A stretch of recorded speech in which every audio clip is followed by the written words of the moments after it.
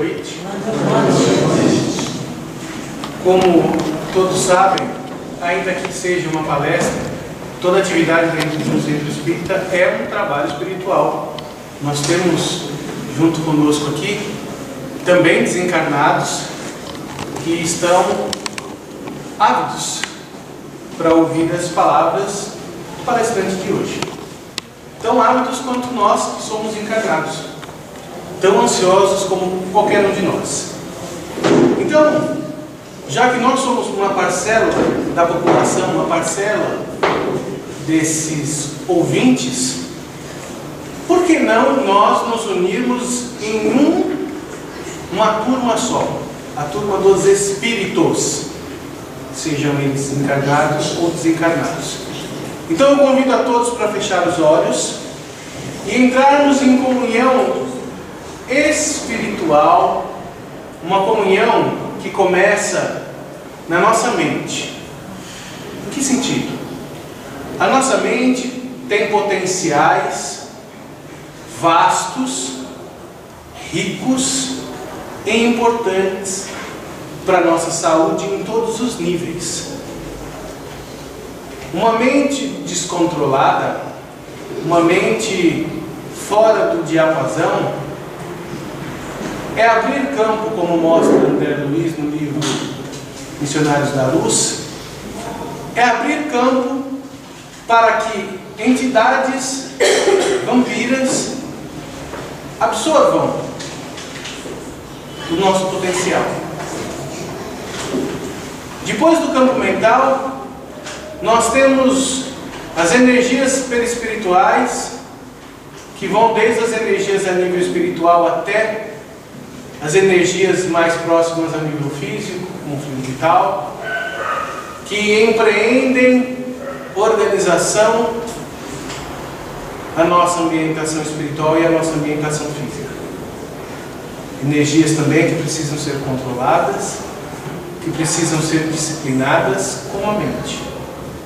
E temos um corpo físico, repleto de energia, repleto de auxílio de corpos celulares, e que também precisa de disciplina. Então vamos rogar aos amigos espirituais, em comunhão com toda a pleiade de espíritos que estão aqui, que nós entremos em harmonia mental, espiritual, sentimental, emocional e física. Vamos rogar que nos envolvam com muito carinho, em especial o Mário Mas, que hoje vai trazer um tema interessante. Falamos tanto de doentes e de doenças. Hoje nós vamos falar de uma forma de cura. A medicina ou psicologia transpessoal, que sai do corpo e vai para além dele. Então eu rogo ainda aos espíritos que nos mantenham com clareza, para que consigamos absorver cada palavra e cada conceito que hoje será explanado aqui, consigamos transformar isso em informação para a vida, em conhecimento, e modifiquemos um pouco mais e para melhor os nossos dias do futuro. Que assim seja. Mário? Quanto tempo? Você tem até umas 21h10, 21h15, aí a gente já está perguntando.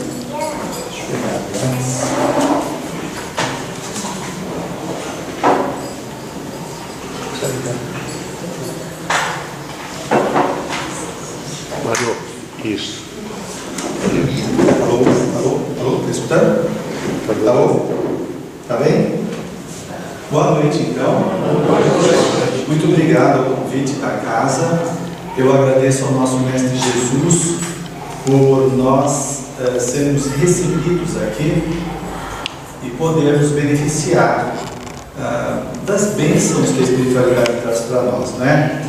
Eu estava pensando, enquanto o Marcelo fazia a oração, em valores, mudança de valores, né? O que é viver?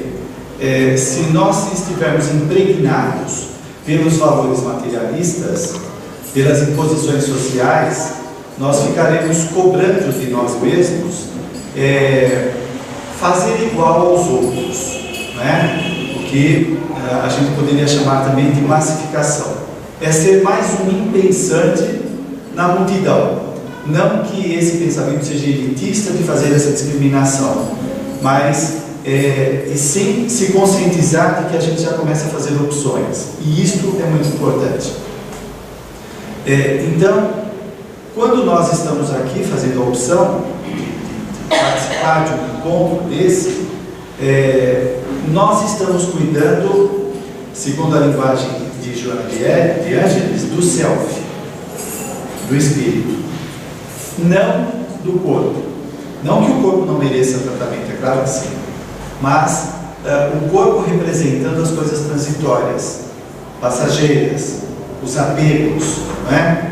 E por mais que nós buscamos atender os interesses, os apetites do ego, nem sempre nós nos sentimos saciados, plenificados, porque muitas vezes são desejos doentes, decorrente dos vícios que trazemos de outras existências, como também de imposições sociais, etc., da socialização, tudo isso que nós passamos. Eu estou falando isso porque a gente também tem que aprender a valorizar, porque algumas pessoas ficam em dúvidas, em conflitos internos, devo fazer isso, mas puxa, meus amigos me chamaram para isso ou para aquilo.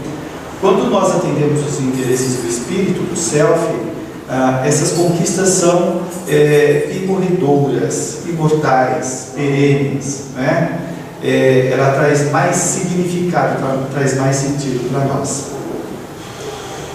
Então, esta é uma reflexão a respeito da nossa estada aqui, que isso é muito importante, porque se a gente, usando até uma linguagem da psicologia Gestalt, da Gestalt terapia, se nós estivermos presentes aqui, essa presença, essa presentificação, ela já consegue suplantar alguma angústia, ansiedade, dúvida, etc. Porque a gente sai dos devaneios, das cobranças pessoais e nos sentimos plenamente aqui. E isso significa também absorver todo o tratamento espiritual que está sendo feito aqui. Manuel Filomeno de Miranda, numa das suas obras, ele fala que nós não temos ideia do trabalho energético que é feito no Centro Espírita para acolher os participantes, né? Às vezes, essa estada aqui já é desintoxicante, já começa a fazer uma série de trabalhos para a nossa melhoria. Bem, falar da medicina da alma, não sou médico, eu sou psicólogo. Eu vou esbarrar mais aqui do lado da psicologia transpessoal, né?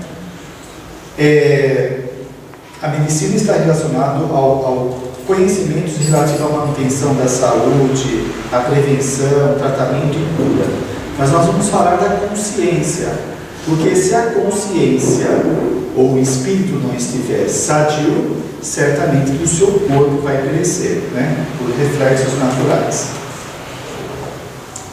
Bem, primeiro eu queria falar um pouquinho da personalidade. A personalidade que nós somos, ela não começou a partir da concepção.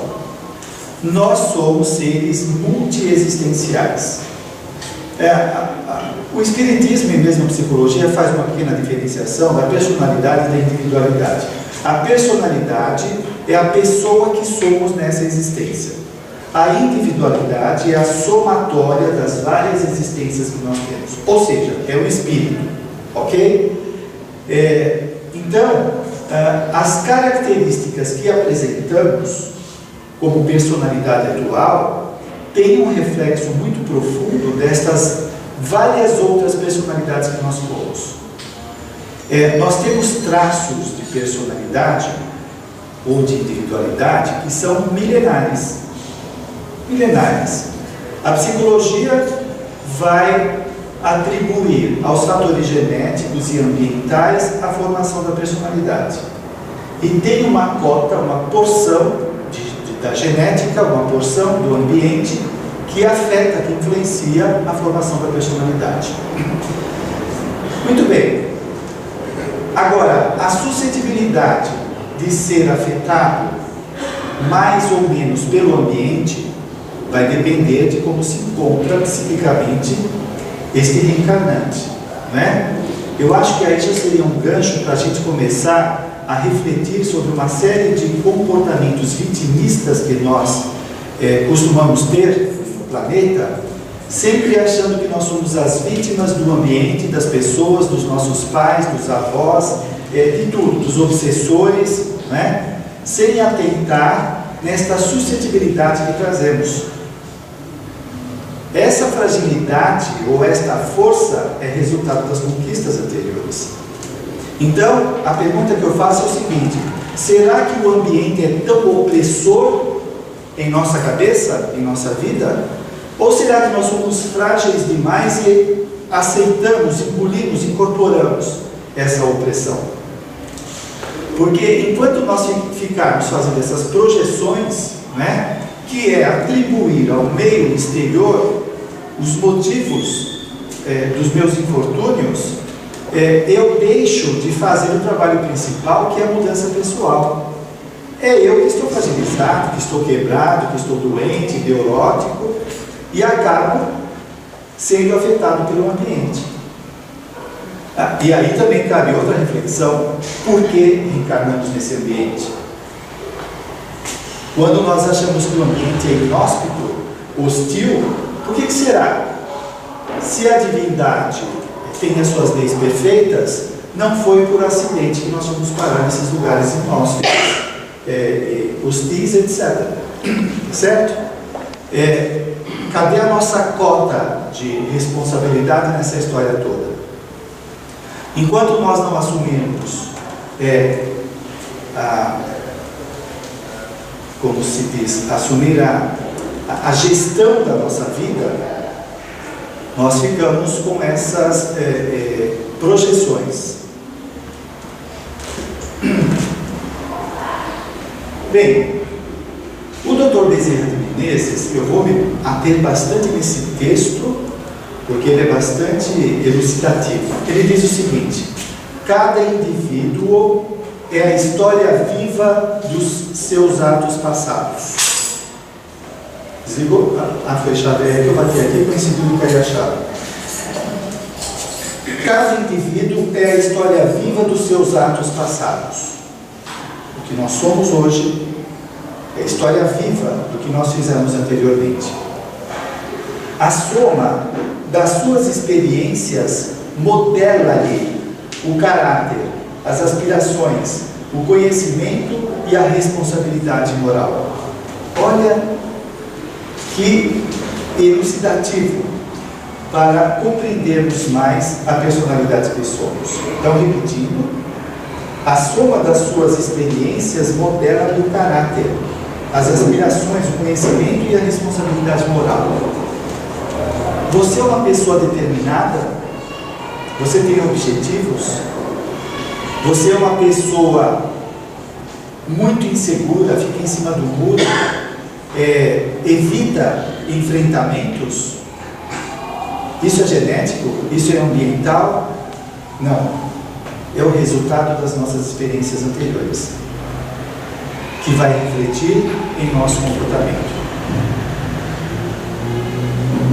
Não somos o resultado exclusivo da genética e do meio ambiente. Não somos. O perispírito, que é o corpo espiritual, ele se sobrepõe à genética. E aí a gente poderia falar de paragenética. Se existe o corpo dos nossos pais que tem a sua genética, que vai influenciar o reencarnante, nós, antes de nós entrarmos lá no corpo dos nossos pais, no óvulo, nós temos uma paragenética. O perispírito, ele está carregado de informações que vão ser impressos no óvulo, dando as conformações do nosso estado de equilíbrio e desequilíbrio. Olha que interessante isso, né?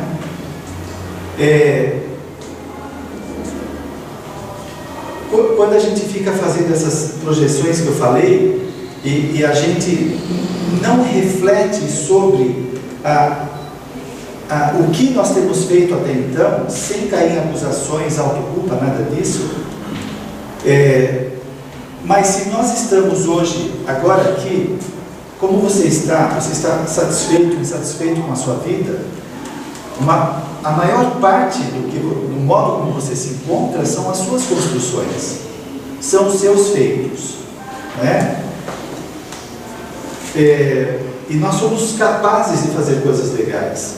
Demos algumas pisadas aí de bola, erramos, acertamos, e com essa consciência que o Espiritismo traz, podemos melhorar ainda mais, como construtores do nosso destino. Bom, então o Dr. Bezerra fala que nós somos a história viva do nosso passado.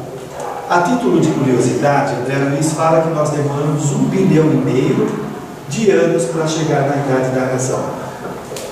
E da aquisição da idade da razão até os nossos dias se passaram 200 milhões de anos. Isso quer dizer que nós temos mais ou menos 1.700.000 anos de idade. Você já pensou nisso? Você pensou que esta era a sua primeira encarnação? Que você sabe pouco, que não fez nada, que não tem vínculo nenhum com tudo que está acontecendo, com seus amigos, familiares, sociedade? Nós já estamos aqui há muito tempo, né? E toda essa história, todo este patrimônio, como diz o Espírito Militão Pacheco, esses valores enciclopédicos estão aqui dentro de nós. Mas nós subestimamos tanto que parece não ter valor. Você já se auto-observou? Você toma contato consigo mesmo? Você é uma pessoa sociável? É uma pessoa inteligente? Irritadiça? Confusa? Insegura? Criativa?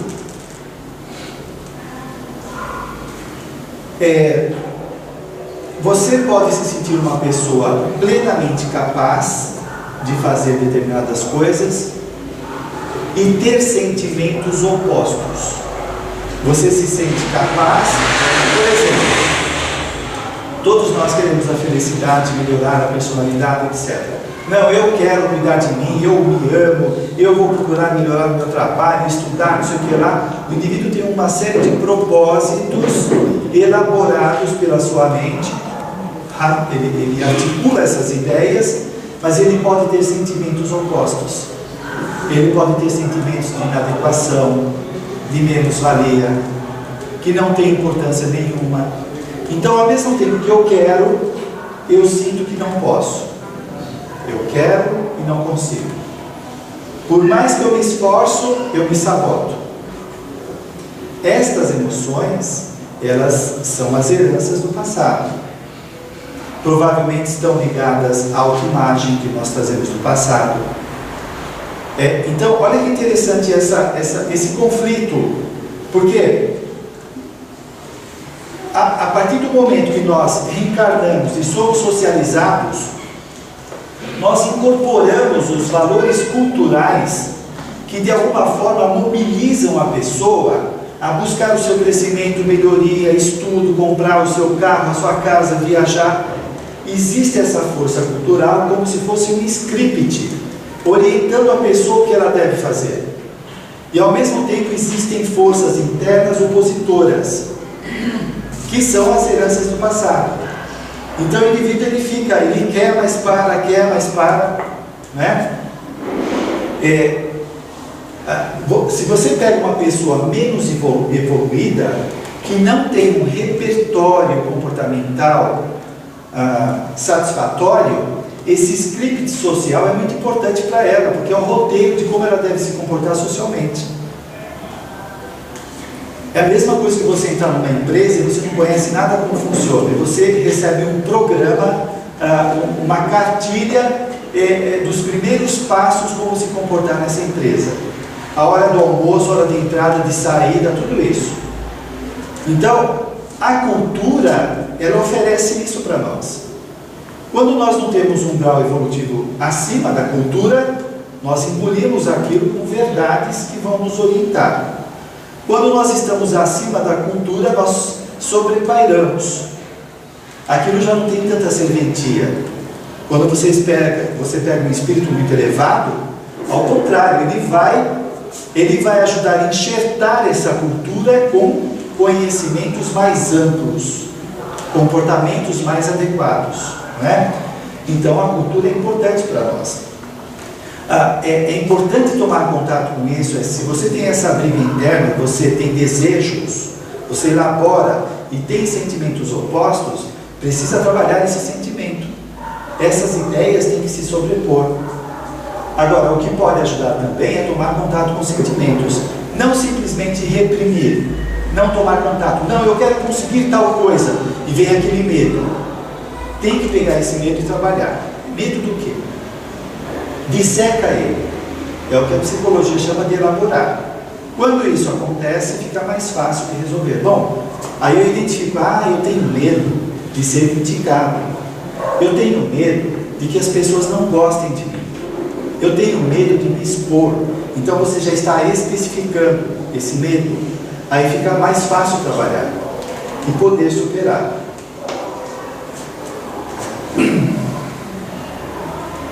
Bem, aí o Dr. Bezerra, eu vou agora destrinchar o que ele fala, a soma das experiências modela-lhe o caráter. Nós vamos usar aqui o caráter como sinônimo de personalidade, tá? Bem, a soma, olha só, olha o que ele diz, a soma das experiências modela-lhe o caráter. Soma das experiências. O que é essa soma de experiências? É um corpo de conhecimentos. Essas experiências que nós temos na existência, enfrentar situações, pessoas, estudar, trabalhar, ele vai formando um corpo de conhecimento.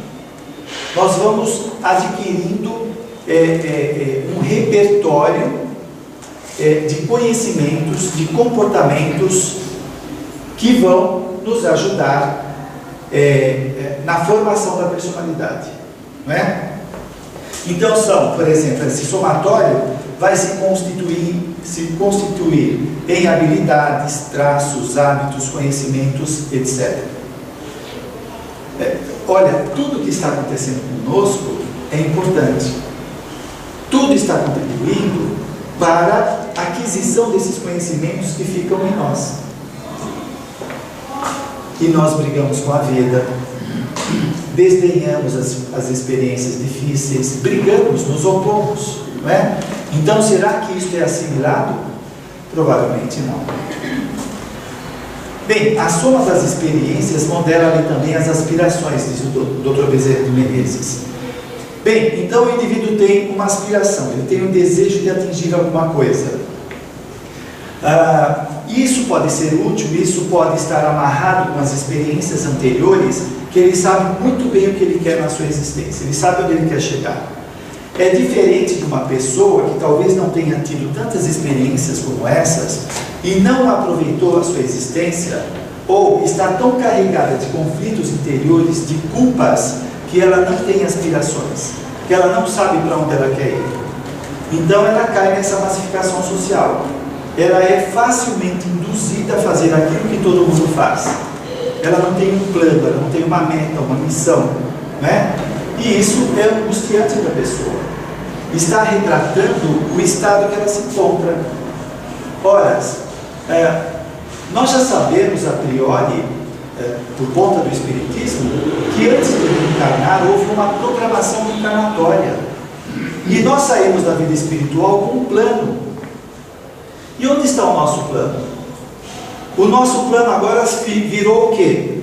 Consumir aquilo que a propaganda propõe, fazer aquilo que o nosso amigo ou vizinho está fazendo, nós queremos fazer igual, e essa chama interior a gente deixa de lado, não atende, não vai atrás, essa vocação que nós possamos ter. A pessoa equilibrada, ela tem imagens mentais daquilo que ela quer atingir, não é? Existe uma clareza na mente da pessoa.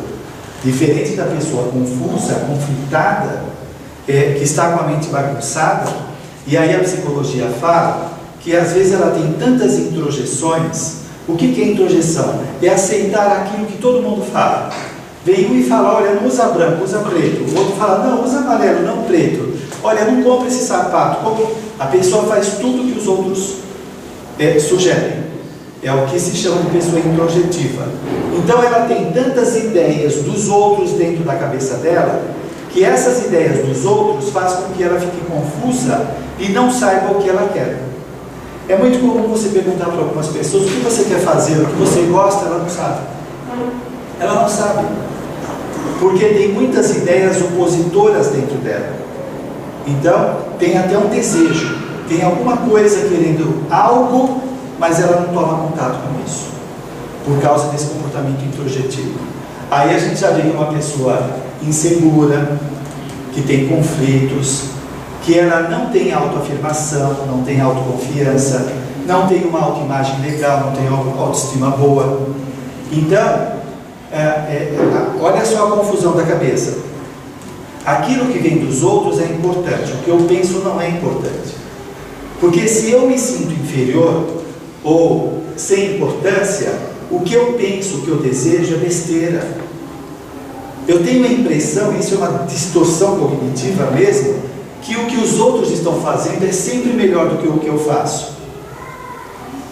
E quanto mais o indivíduo atende os apelos dos outros, ele introjeta as coisas dos outros, mais desorganizado a pessoa fica, até ela perder a sua identidade.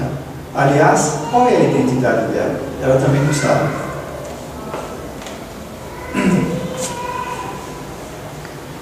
Bem, olha só, então dentro da cabeça da pessoa, nesse estado, pode ter muitas culpas.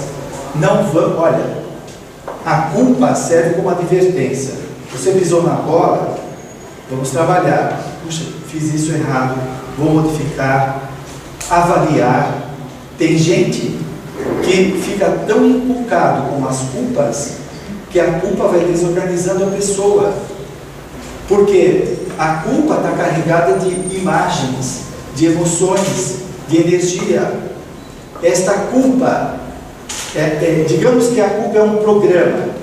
Esta culpa, junto com a imaturidade da pessoa, com os seus tormentos emocionais, gera um tormento terrível, que ela não consegue dar conta. Então, uma coisa pequena que ela fez errada tem um valor muito grande, muito grande. Ela superdimensiona aquilo que aconteceu e ela sofre muito. Não é isso que acontece com os espíritos que vão para o umbral? Eles ficam de tal forma desorganizados mentalmente que eles superdimensionam o erro que eles cometeram. Eles têm a sensação de que vão ficar eternamente no umbral.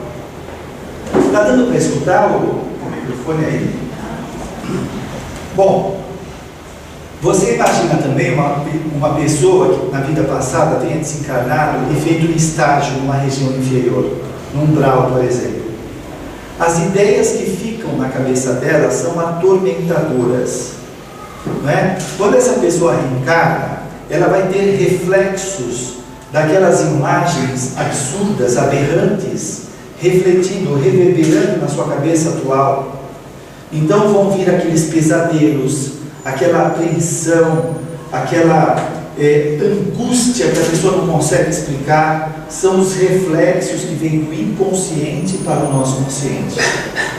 E obviamente a pessoa fica atordoada diante dos acontecimentos. Quem quiser ler mais isso, veja no livro Memórias da Mediunidade, da Ivone Pereira. Bom, depois ele fala que a soma das experiências modela o conhecimento.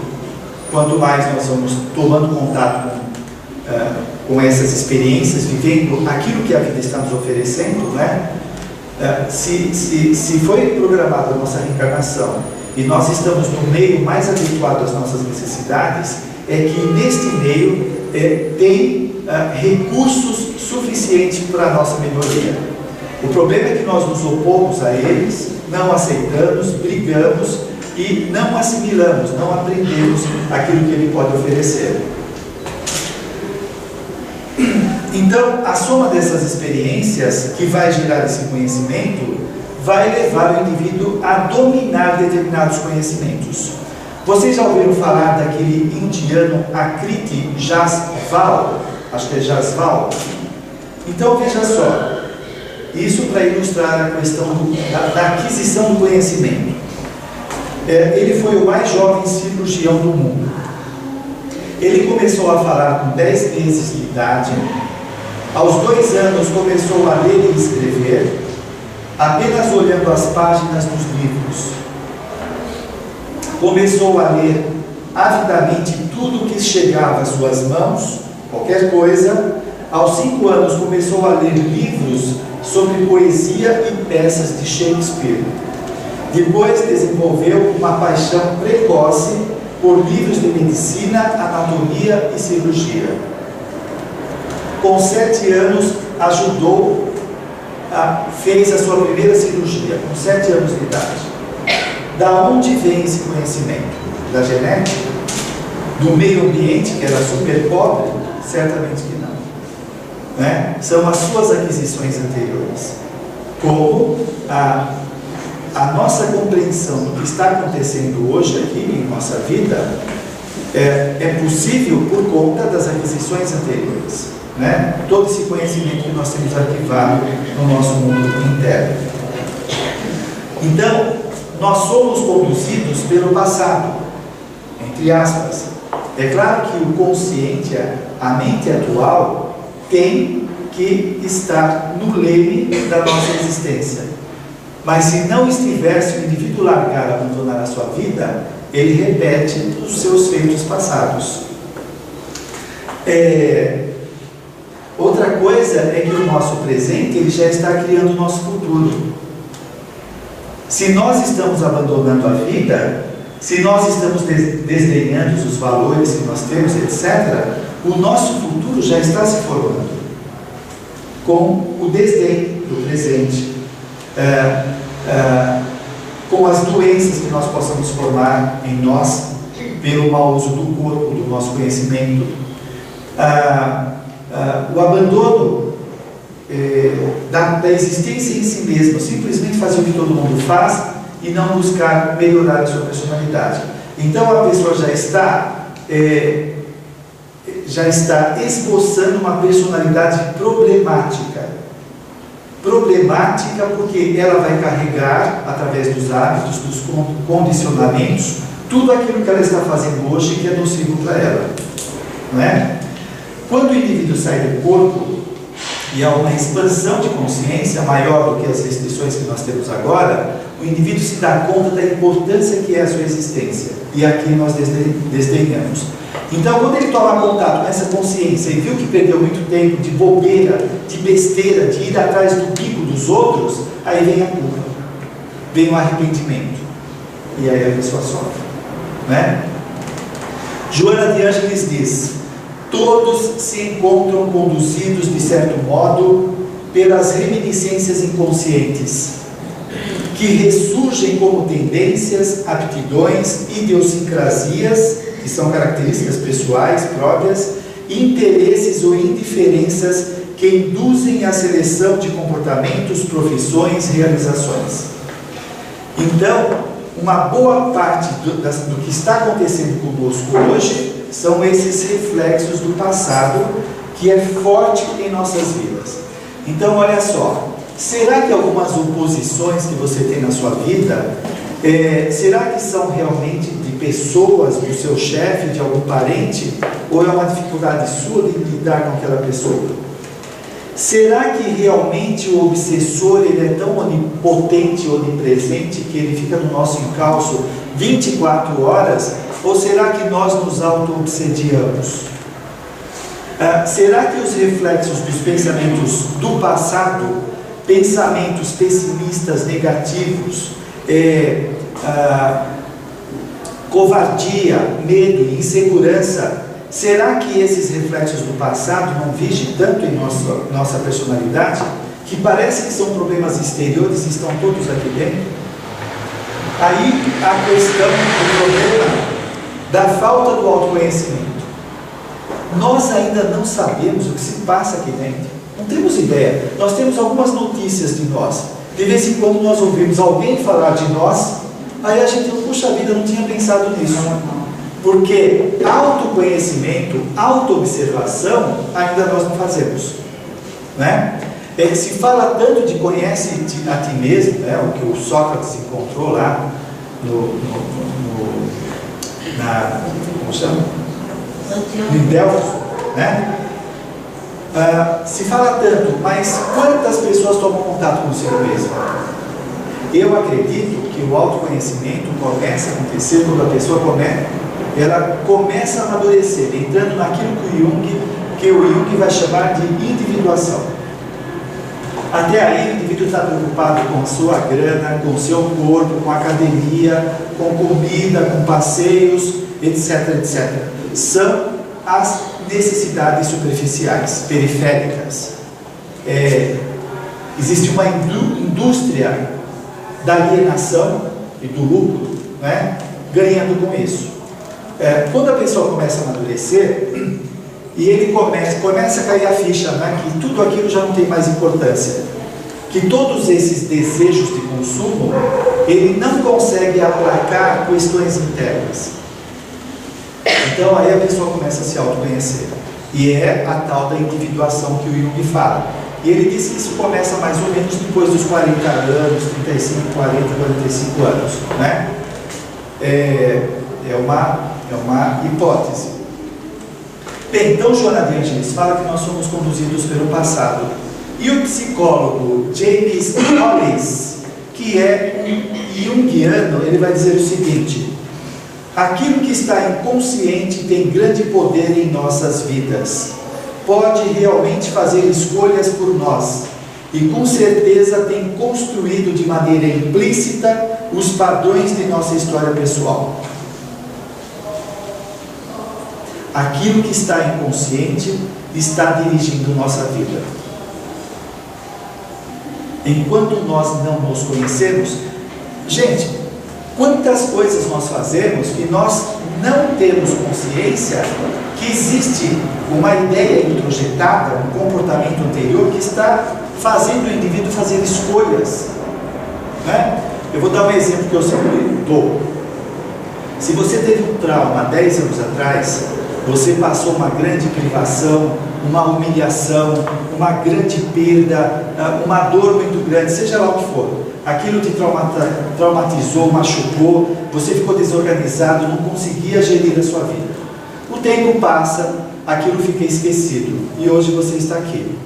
De repente você está assistindo televisão e na televisão passa um assunto semelhante àquele trauma que você teve há 10 anos atrás. O que acontece? A pessoa se desconcerta, ela começa a tremer, começa a ficar angustiada, suada, tendo a sensação que vai acontecer alguma coisa, ela não sabe o que é. Aquele trauma de 10 anos atrás foi evocado, foi acordado. Isso quer dizer o quê? Que aquilo que está no inconsciente comanda a vida dele no presente. Deu para entender essa ideia? Mesmo? Agora vocês imaginem que nós temos milhares de vidas passadas não resolvidas que estão no nosso inconsciente. E nós recebemos estímulos constantemente relacionados com esse mundo interno que nos desconcertam em várias situações. Você assiste uma televisão, alguém está falando de sexo, é um ponto fraco seu, desestabiliza. Está conversando com alguém fala que, não sei, fez uma viagem que você queria e você tem uma frustração interior de não ter feito a viagem, você se desconcerta. Então são várias coisas que podem ser os estímulos, os gatilhos que vão evocar no nosso mundo interior esses desconcertos da personalidade. Lembra no livro Nosso Lar que a Laura e o marido dela fizeram uma regressão de 300 anos, eles conseguiram 300 anos de memória integral para trabalhar essas memórias, resolver as pendências, porque aí eles se tornam mais senhores de si mesmos. Nós não somos senhores de nós mesmos. Porque estas pendências causam restrições, tormentos, insegurança, medo, que a gente não consegue definir, identificar, decodificar. O nosso tempo ainda tem um tempo.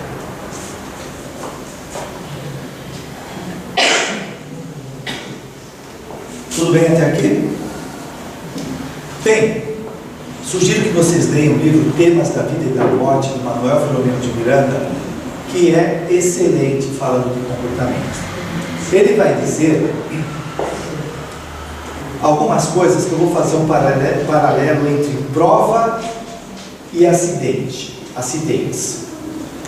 Então ele fala saúde e enfermidade, beleza e feiura, altura e pequenez, agilidade e retardamento. Como outras expressões da vida física, procedem do espírito que vem recompor e aumentar os valores bem ou mal daquilo que ele fez no passado, né? Então veja, isso que ele está expondo aqui, para nós muitas vezes é refletido como decorrência de acidentes naturais, quando a pessoa não se aceita, né? Eu sou alto, eu sou baixo por causa de algum acidente natural, na formação, etc. Como se a casualidade regesse as nossas vidas. E o que rege é a causalidade, é a lei de causa e efeito, né? Como? Qual parte? Quem está falando? Um braço para eu ver, por favor. Para repetir a frase. Tá.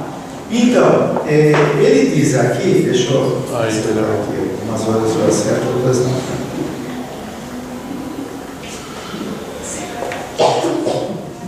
Bom, estas condições físicas, elas são decorrentes das heranças que o espírito traz. Quando ele reencarna, o perispírito já apresenta aquelas qualidades, tá? Lucidez, confusão, deficiência física, altura, a pessoa ser gorda, magra, tudo isso invariavelmente faz parte de como o perispírito se encontra, ok? Ele diz que procede do espírito que vem recompor, modificar, trabalhar e aumentar os valores do bem ou do mal, utilizado nas experiências pretéritas. Bem, então veja, de repente nós tomamos contato da nossa existência e nos enxergamos. Bom, eu sou magro demais, ou eu sou alto demais, eu sou baixo demais, e isso me incomoda. Se isso me incomoda, já está falando alguma coisa. Isso tem uma representação para mim, não é? O que acontece? Como diz a psicologia, nós nos identificamos com a experiência. Se eu me identifico, o que é se identificar? É ganhar as características daquilo com que a gente se identifica. Se eu me identifico com a agressão do meu pai, a agressividade dele, eu me torno agressivo. Eu aprendo a ser agressivo. Então, quando nós passamos por essas provas que ele está dizendo aqui, saúde, enfermidade, beleza, feiura, altura, pequenez, etc., a gente se identifica, nós fragmentamos a vida. Nós passamos a ter a impressão que a vida se resume naquela experiência. A vida se resume em eu ser baixinho e feio, ou alto e desengonçado. Eu me identifico com aquilo. A vida parece se resumir nisso. Quando o indivíduo então faz essa identificação, a vida perde o sentido. Porque a vida parece se resumir naquela situação que ele está vivenciando. Ele confunde o meio com o fim. Aquilo, a prova, é um meio para atingir um fim, que é a superação dos limites, que é a evolução. Então ele confunde. A vida fica sem significado. Quando nós resgatamos o significado e percebemos que altura, feiura, beleza, pobreza, riqueza é uma prova para me enriquecer como espírito, então a vida passa a ter significado. É suportável passar por aquela experiência, sabendo que ela tem uma finalidade, que ela tem uma função. Ela não é um acidente do acaso que apareceu na minha vida, mas é uma bênção que está me resgatando. O ego, ele vai ver aquilo como um fracasso, como a anti-existência. O self, o espírito, vai ver aquilo como a redenção, como a superação.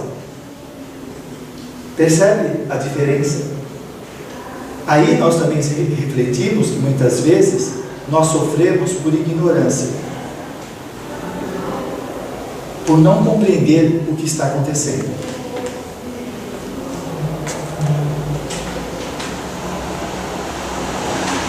Depois, eu quero fazer um paralelo entre... Então, aqui eu falei da prova e de acidentes, não é? Eu tinha alguma coisa para refletir aqui. Quando o indivíduo está num corpo que ele não aceita, esta objeção já está mexendo com o seu interior, já está sendo uma experiência provacional de sofrimento para ele. Por quê? Provavelmente ele teve um corpo diferente no passado, ele ainda conserva uma autoimagem de uma pessoa bela, por exemplo, e está num corpo bastante inadequado segundo os seus apegos. Percebe? Então esse sofrimento já está sinalizando que o remédio está funcionando. Bem, aí ele vai dizer, o Manuel Filomeno de Miranda: os comportamentos e as manifestações mentais, sexuais, emocionais decorrem dos atos perpetrados antes e que a reencarnação traz de volta para a indispensável canalização em favor do progresso de cada ser. Então, a lucidez ou a confusão mental, a sexualidade perturbada ou não, é decorrente, então, desse passado que está pedindo conta. Porque se o indivíduo usou inadequadamente, ele desorganizou. E aqui, olha só, a reflexão que eu faço aqui é o seguinte: às vezes uma situação dessa, essa desorganização que o indivíduo apresenta, não é uma prova, já é uma desorganização em si mesma. Vou dar um exemplo. Não sei se eu me embananei, mas eu peguei o fio da meada. O indivíduo é alcoólatra. Ele bebe, bebe, bebe e acaba com o fígado dele. Ok?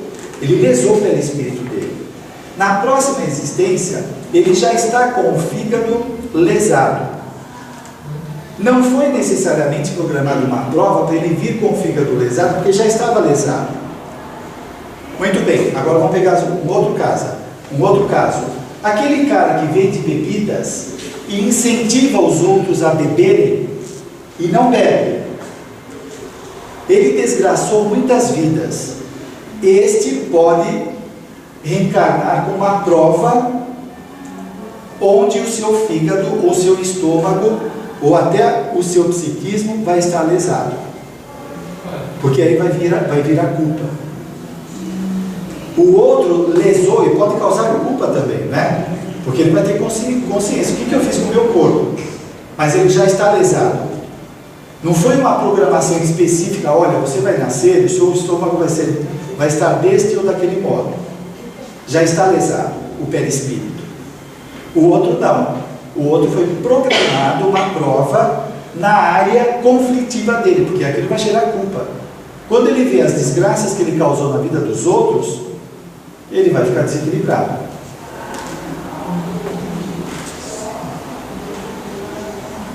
Deu para entender? Agora, esta aprovação ela é feita de acordo com a necessidade do indivíduo, para aquilo gerar consciência dele, porque olha só, o valor dele, ganância, interesses pessoais, estavam acima do valor ético, do valor vida, não é? Ele não tinha consciência, ou melhor, às vezes pode até ter, mas dos prejuízos que ele está causando na vida dos outros.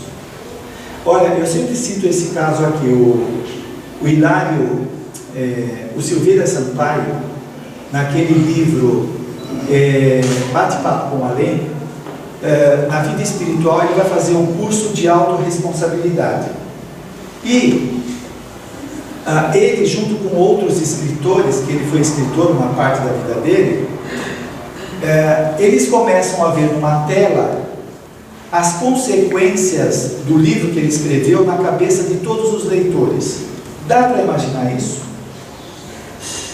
Tudo que ele escreveu e que gerou na cabeça das pessoas tormentos, indecisões, dúvidas, medos, etc, etc, ele era corresponsável por aquilo lá.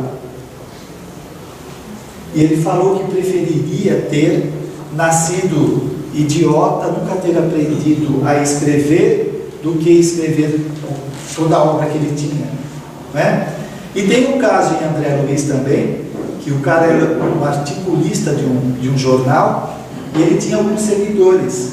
Quando o André Luiz o encontra, esse escritor, que ele já está totalmente desequilibrado, ele está fazendo indagações absurdas, o que é o pensamento, porque ele se vê perseguido por pensamentos, por pessoas, por conta de tudo que ele gerou nos seus leitores. Olha só, nós aqui não temos ideia disso. Por exemplo, às vezes você vai atender uma pessoa na assistência fraternal, a gente nunca sabe como que o nosso interlocutor está. Uma palavra atravessada, uma impaciência, o que pode gerar na cabeça da pessoa? Eu ultimamente estou questionando o seguinte: você gosta de trabalhar na casa espírita? Você gosta de dar passe, de fazer palestra, de fazer entrevista, etc. Faça se você ama o que você está fazendo e não por obrigação, né? Porque algumas pessoas fazem por obrigação e não tem nenhum amor naquilo que estão fazendo. Elas querem se livrar do umbral, já viu, né? Então estão barganhando, deixa livrar a cara. E aí qual a qualidade? Porque o lance é que quando a gente começa a trabalhar e pensar na qualidade, nós estamos nos curando. Nós estamos nos beneficiando daquilo lá antes de mais nada. Imagina que você vai dar um passe mal-humorado. Como que fica isso? Se eu estiver bem humorado, estiver bem comigo mesmo, provavelmente eu vou assimilar essas energias da sala do passe, que eu vou flutuar. Então, quando eu começo a qualificar, eu começo a me melhorar, a mudar. Então, essa cura interior vai acontecendo. Mas vamos lá. Bom, de tudo que nós falamos, as terapias que o mundo oferece, penso eu nesse momento, pode ser que daqui a 5 minutos eu mude de ideia. Eu penso agora que a maioria dessas terapias são todas paliativas, né? O medicamento, a psicoterapia, o passe, tudo isso pode abrandar, mas não cura. A cura vem de dentro. Porque seria muito fácil, já pensou? Você entra na sala de passe e sai novinho, zerinho, positivo, otimista, tudo. Que maravilha. O passe ajuda, recompõe as energias. Essa recomposição da energia deixa a pessoa mais otimista, mais equilibrada. Mas dar manutenção vai depender da conduta do indivíduo, né? E aí, olha só, o Espiritismo eu acho que faz uma amarração, gente, muito legal, né? Então, eu vejo no consultório, tem gente que vai lá e quer uma terapia instantânea e maravilhosa, que a pessoa fica equilibrada e madura. Eu também quero, né? Eu sou psicólogo e não sou, por isso que eu sou psicólogo, talvez. Então, seria maravilha de obter isso daí. Algumas pessoas vão fazer viagens, excursões, retiros espirituais, não sei o que lá. Tudo isso é paliativo. Ajuda um pouquinho aqui, um pouquinho ali, etc. Mas não resolve. A amarração que eu estou falando, o Espiritismo fala o seguinte: a dívida persiste enquanto não se regulariza as pendências. Matou a charada? faça terapia, faça viagens, faz tudo que você... desdobramento, vai para outros planetas, não sei o que lá. Se não resgatar as suas pendências, não vai sair da mesmice. Porque esse débito interior, que é a ficha kármica, causam restrições no indivíduo. Olha, no livro Ação e Reação tem um caso muito interessante. 2 grandes benfeitores que faziam trabalhos fantásticos na área do bem.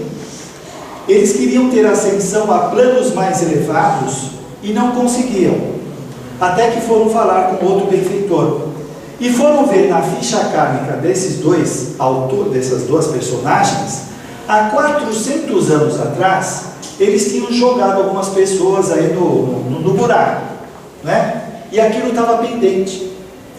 Passou o tempo, eles se tornaram pessoas boas, mas os débitos interiores causavam restrições. Aí, eles entraram na aeronáutica aqui no Brasil, como engenheiros, ajudaram o desenvolvimento da tecnologia da aeronáutica e sofreram um acidente de avião para resgatar aquilo de 400 anos atrás. Com esse resgate, com isso limpo dentro deles, eles conseguiam fazer mais coisas. Então, esta amarração é isso, olha só, a dívida persiste enquanto se não regulariza.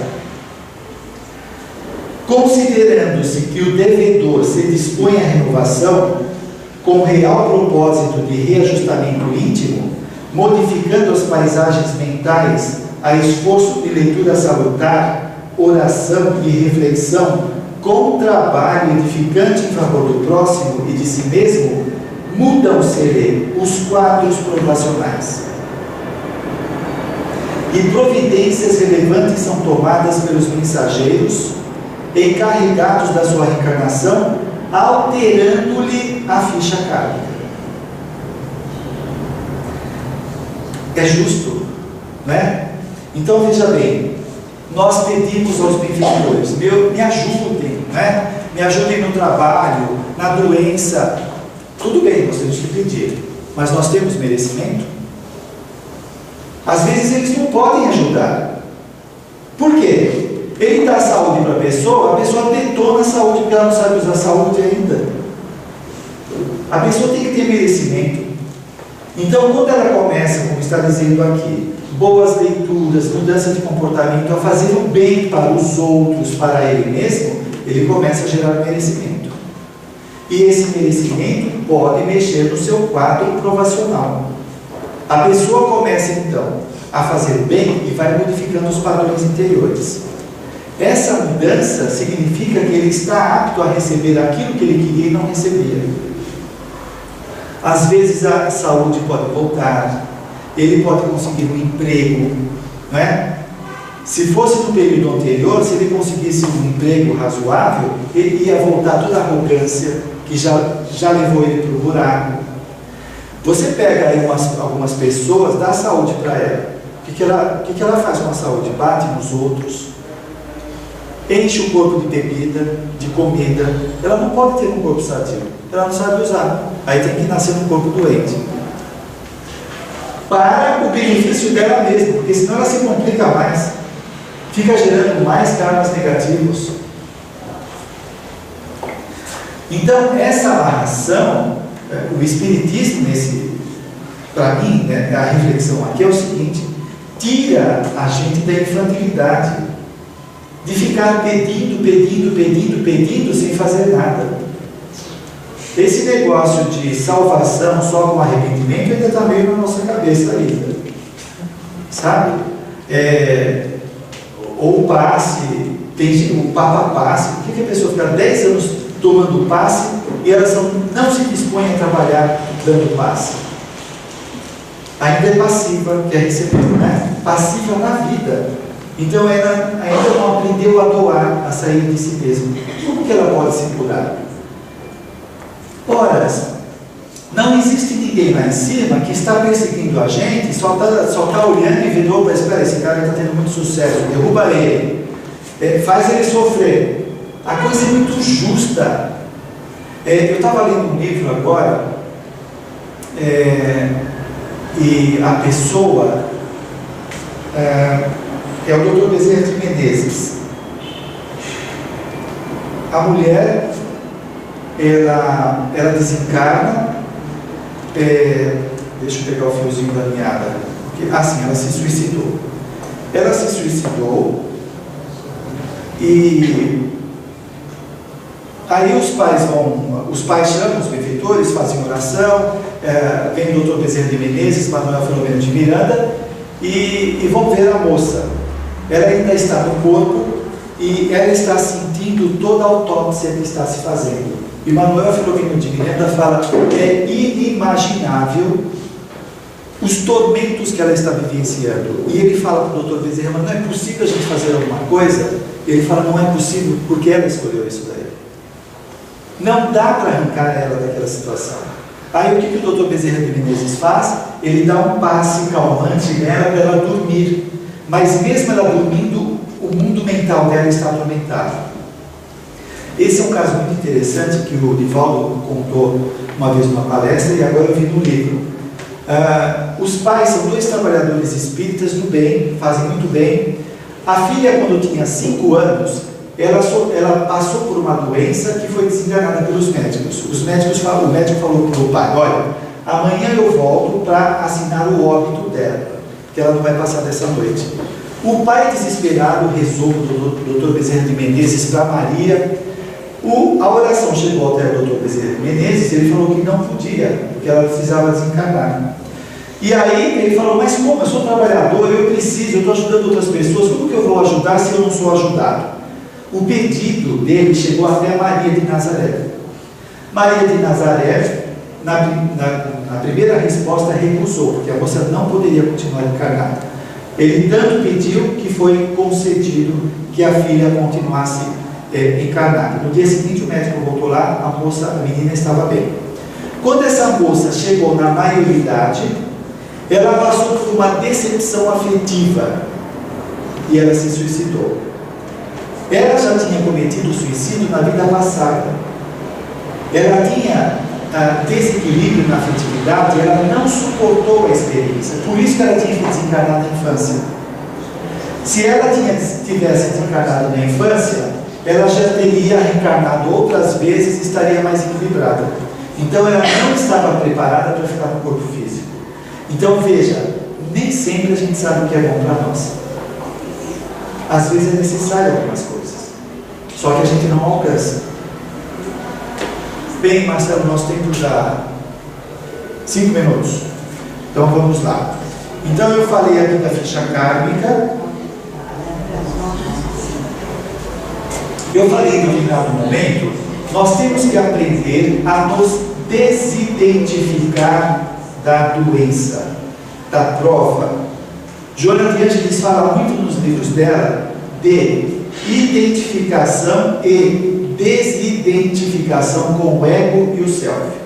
Se eu estou identificado com o ego, eu estou apegado, eu tenho que aprender a me desidentificar, desapegar, e me identificar com o self. O self é o espírito. Quando nós estamos identificados com o espírito, nós temos uma consciência diferente diante das provas da vida. Se a gente está muito apegado ao ego, o ego não suporta algumas provas. Ele acha que é fracasso, perseguição, ele se menospreza, se desvaloriza, subestima, etc. Porque ele não sabe lidar com decepções, com limites.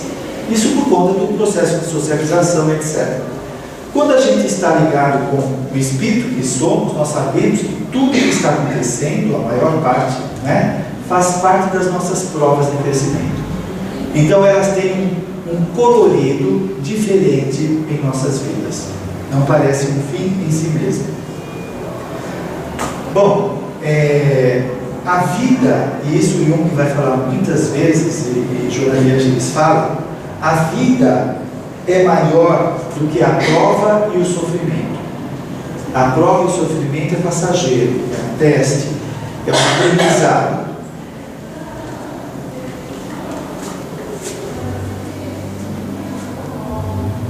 Bem, a proposta do Espiritismo também para o indivíduo trabalhar essas mudanças internas nós encontramos no Evangelho segundo o Espiritismo, naqueles dois ensinamentos: amai-vos e instruí-vos.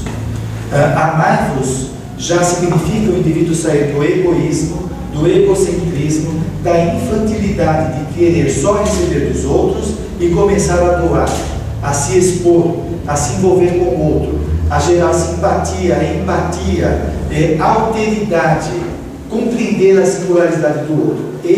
Essa prática do amor, então, faz com que o indivíduo comece a sair desse mundo fechado, desse ensimesmamento, e encontrar a vida que está no outro também. Aí ele começa a se perceber mais ainda. E esse instruir-vos é sair da ignorância.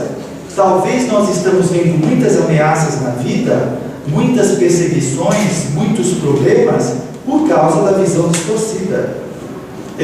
Quando nós nos instruímos, e isso significa várias coisas, não é só ler livros, mas é vivenciar, materializar aquele conhecimento em ação, o indivíduo se dispor a modificar o seu interior, então ele começa a caminhar para aquilo que Jesus propôs de ver, de ter olhos de ver, de começar a enxergar e não ver tantos tormentos. Gente, a psicologia deixa isso claro. Uma boa parte dos tormentos que nós estamos vendo lá fora são projeções, são tormentos interiores. A pessoa tem uma impressão nítida, ainda ela se diz: eu sou objetivo, olha aqui, a coisa está acontecendo. Só que ela não percebe que o valor que ela dá para aquela situação é maior do que a situação, por causa dos seus tormentos. Quando ela começa a perceber isso, ela valoriza menos essas coisas externas e começa a dar mais valor em si mesma, a perceber que aquilo tem uma função no seu crescimento. Então, esses dois ensinamentos, amai-vos e instruí-vos, e a caridade, fora da caridade não há salvação, fora da prática do bem não há evolução. Quando eu começo a fazer o bem, eu começo a mudar o meu mundo interior. O livro Mecanismos da Mediunidade, André Luiz chama de tempo de evolução, aquilo que a vida já nos deu. O que a vida já nos deu? A vida. Como? A vida.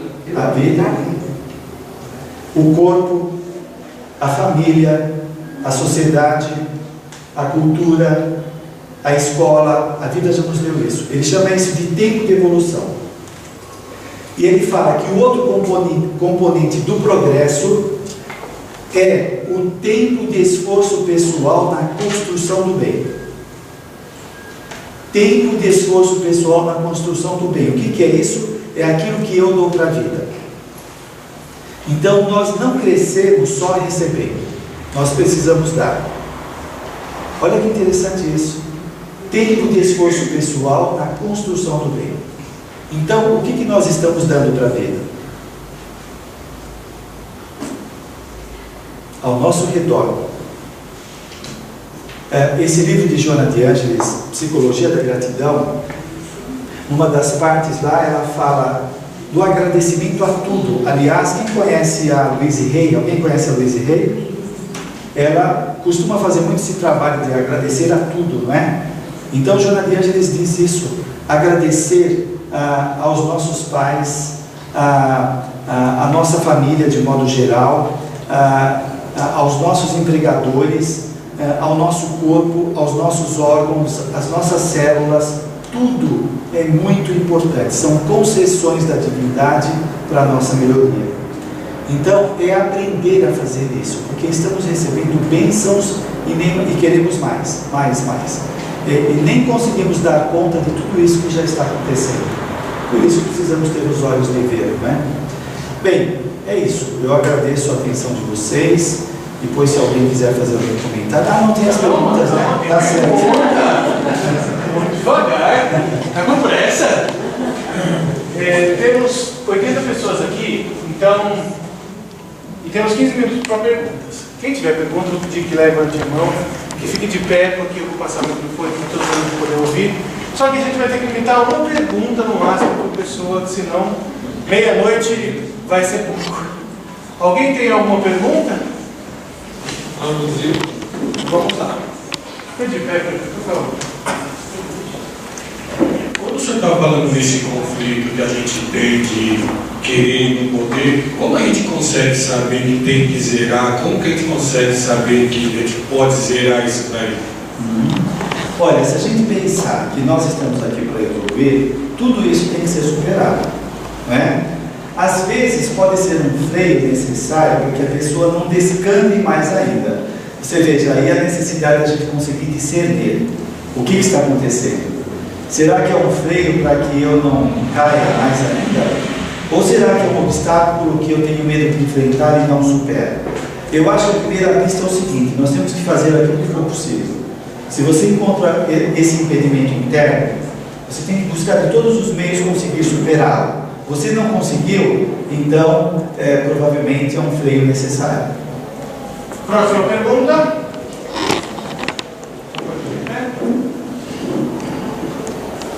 Não sei se vou lembrar, mas na Júlio Verne, quando ele desencarnou, ele volta a Marte. Acho que o livro é A Segunda Morte. E quando ele volta novamente, orientado sempre, ele volta para a França e ele encontra o Baudelaire.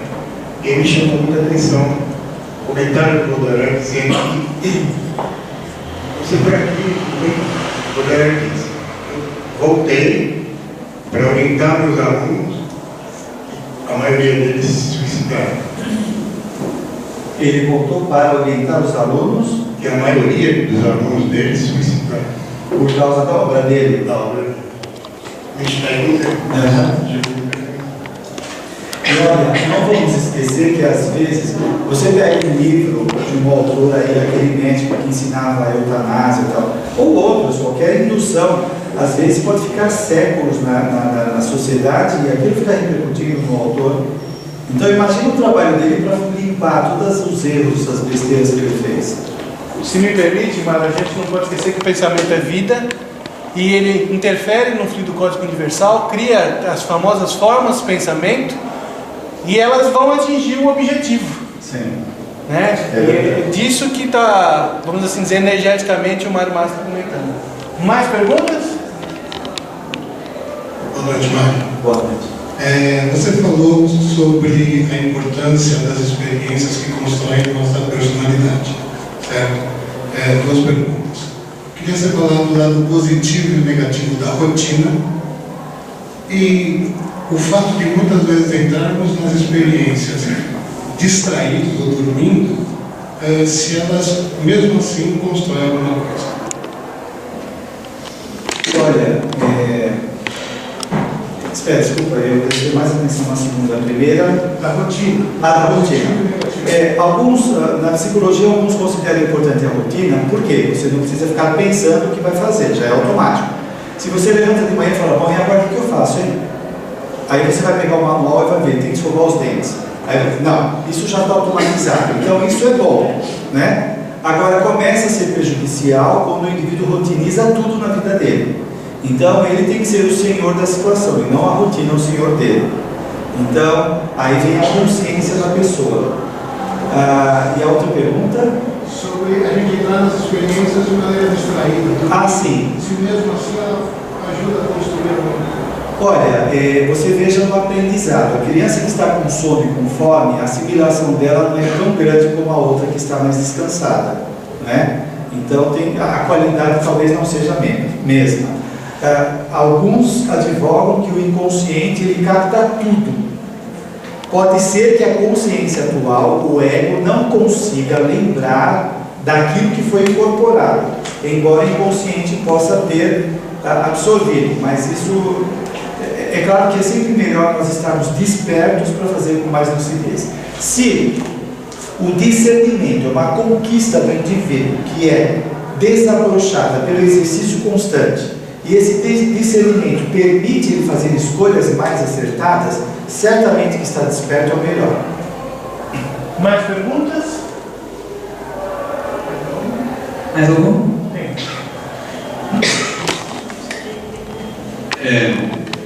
Queria descobrir dom. Eu vim com dom. O cara tem um sujeito que tem facilidade para escrever, para esculpir, para desenhar, enfim. Esses dons que eu nessa encarnação tenho, vamos dizer assim, autorização para ter acesso, ele é um leme para que eu siga o meu destino profissional, sei lá, na vida? Ele pode ser, só pegando a questão do dom em si mesmo, ele é o resultado de esforços anteriores, né? O dom é um esforço que o indivíduo tem, o dom para tocar piano, o dom para cantar, isso daí são esforços anteriores, não é uma coisa que a personalidade tem do nada.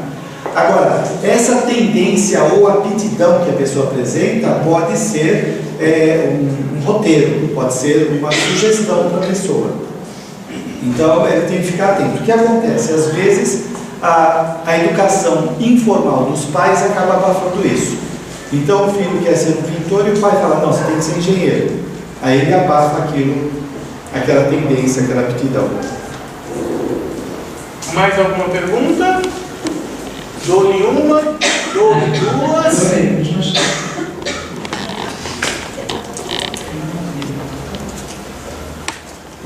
Bom, primeiro a gente agradece a presença do Dr. Mário Mas, que nos esclareceu a importância do comportamento e do pensamento em relação à nossa saúde.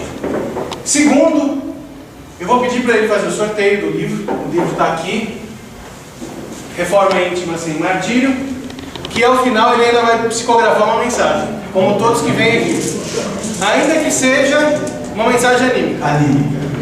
Vamos ver, tem que escrever algumas psicografias aqui na lista. 40. Aí é mamão com açúcar, né, Eliane Munhoz? Dona Eliane. Você é 80 e pouco, então. Minha mulher ganhou, bicho, não é só porque. E como aniversário. Sim. Vai deixar. Sim. Não é? Mais uma coisa, semana que vem nós não teremos atividade doutrinária, nós não teremos palestra, por conta das festividades do aniversário do centro, que vai acontecer no domingo. Então todos estão convidados, vai ser aqui no Guapira, na parte da tarde. Se eu precisar de alguma informação, pode pegar com a gente aqui, pode entrar no site do centro ou no blog. O blog é www. Seismael. Não, o blog é blog6mael.com.br. Isso. E lá tem informações sobre as festividades. A gente agradeceria muito e contaria muito com a presença de todos, porque são 50 anos de atividade espiritual no plano terreno. Não é pouca coisa, levando em consideração que o Espiritismo veio em 1857. Então, é quase um terço do tempo. Seria muito interessante que vocês pudessem, junto conosco, comemorar essa data. A partir da 1h30, do Clube Guapira, tem cartaz aqui embaixo, tá? Então qualquer coisa, tem endereço, tudo bonitinho, não aparece. Vocês precisam de voluntário para ajudar na organização, a fazer alguma coisa? Tá, procura a gente no final, tá ok? Bom, precisamos encerrar a nossa atividade, então eu vou rogar a todos de novo que fechem os olhos e agora entre em contato primeiramente com o seu eu interior, o self. Vamos deixar um pouquinho o nosso ego de lado, vamos entrar em contato primeiro com o nosso self, abrilhantarmos pela questão da nossa vida. Em contato com o nosso self, vamos procurar o self de outros espíritos, ou seja, nós vamos procurar os nossos mentores, os nossos amigos da espiritualidade, que aqui presentes nos envolvem com muito carinho, nos envolvem com aquela energia gostosa, com lembranças de sentimentos bons, com lembranças de situações agradáveis, aquela viagem que a gente teve e que nos repôs as energias, onde a gente aprendeu muito, ou que a gente se divertiu bastante, e de posse desses sentimentos, dessa emoção, dessas lembranças, nós vamos em primeiro lugar vibrar em favor dos pais. Por quê? Porque amanhã é dia dos pais. Mas quais pais?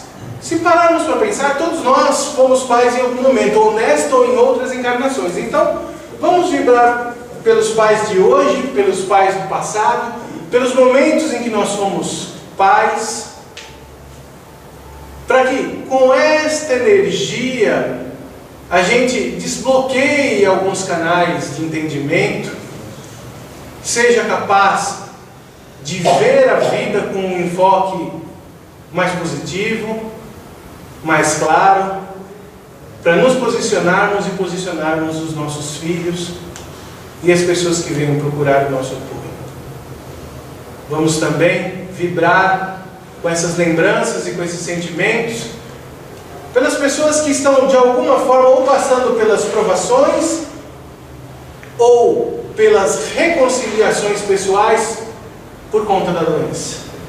Porque ou elas feriram o próprio perispírito, ou porque elas desajustaram-se no comportamento e isso repercutiu na existência dela atual. Que esta oportunidade, que as energias da espiritualidade nossa que estamos vibrando, permitam a essa pessoa se reequilibrar, atingir novos padrões e uma nova felicidade. Vamos vibrar por aqueles que ainda têm o pensamento um pouco tolhido por preconceitos, por erros, pela culpa ou por medo. Enfim, por todos aqueles males psíquicos, espirituais que atormentam as pessoas. Que elas sejam capazes de crerem que este momento é passageiro, que não existe mal eterno, e que nós temos um Criador, Deus, que é Pai, que vela e que zela por nós, que deseja o nosso bem, e que o nosso bem muitas vezes exige sacrifício e correções. Vamos vibrar também pela espiritualidade da casa, por cada um dos mentores, dos trabalhadores, dos tarefeiros físicos e espirituais, os que estão hoje, os que tiveram no passado, nesses 50 anos de existência, que a espiritualidade com carinho toque cada um deles, que leve paz, que leve conforto, que leve a nossa boa lembrança, que leve o nosso carinho.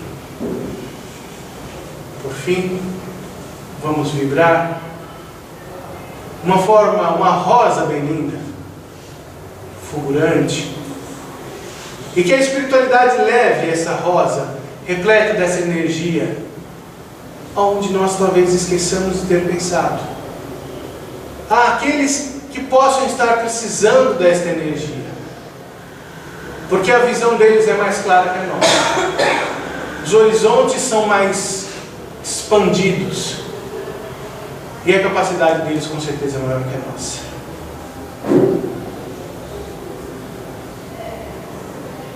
Fim, em comunhão com os espíritos amigos, com os espíritos que vieram participar conosco, vamos agradecendo a Jesus, o Mestre, que há mais de 2000 anos trouxe ensinamento para nós, que sejamos capazes de compreendê-lo e vivenciá-lo, que a instrução não pare em conhecê-la, mas que ela se transforme em amor, para que através do conhecimento e do amor, essas duas asas, conforme Emmanuel coloca, nós consigamos alçar cada dia mais voos mais longos, mais alto, para que ao final sejamos capazes de nos colocar no colo de Deus, nosso Criador, muito provavelmente o destino final da nossa evolução.